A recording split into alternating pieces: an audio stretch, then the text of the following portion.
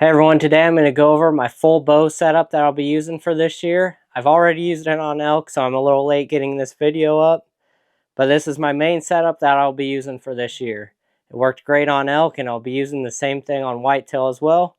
I'll give you the full breakdown of the bow itself and the accessories, and also the arrow setup I'll be using this year as well. So we'll start off with the bow itself. This is the PSE Mach 30 with the S2 cams. And the reason why I like the S2 cams is I'm a short draw, so it gives me a little bit more speed.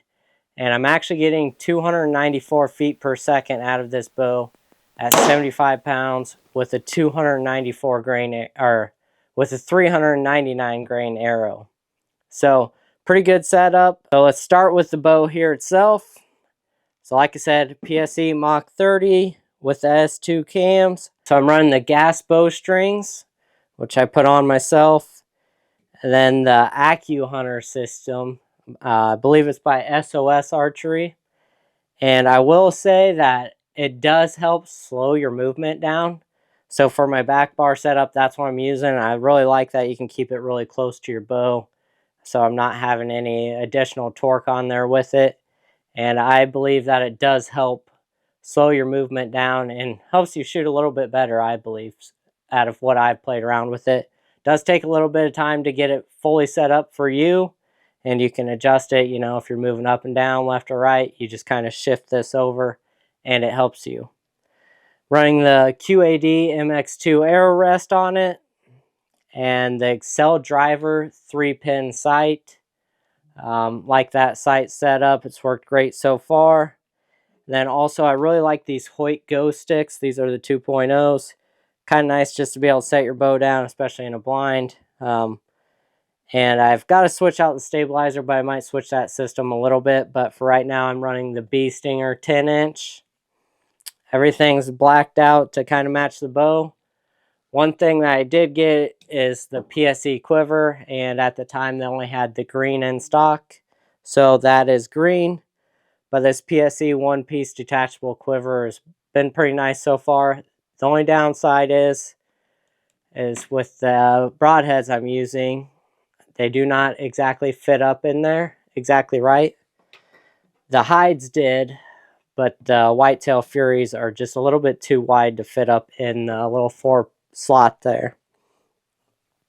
But that is the rundown of the bow that I'm using this year. And then the release I'm using is the Stan Onyx clicker. And I actually turned the clicker off. For me, I just found like I could shoot it a little bit just as well, and I don't have to worry about the click scaring anything off.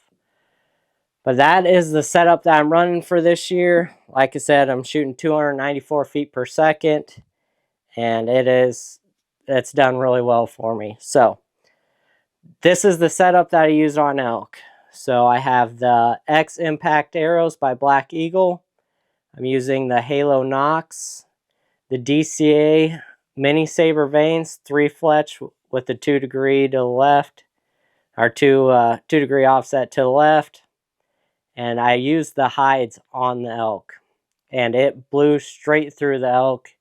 So I was very impressed. On these 4mm X Impacts, I'm using the MFJJ's Podium Archer half outs or insert system, so you get a collar, then you have the actual insert itself. The reason why I like that setup is you can run standard broadheads, so I can try different broadheads with the same setup.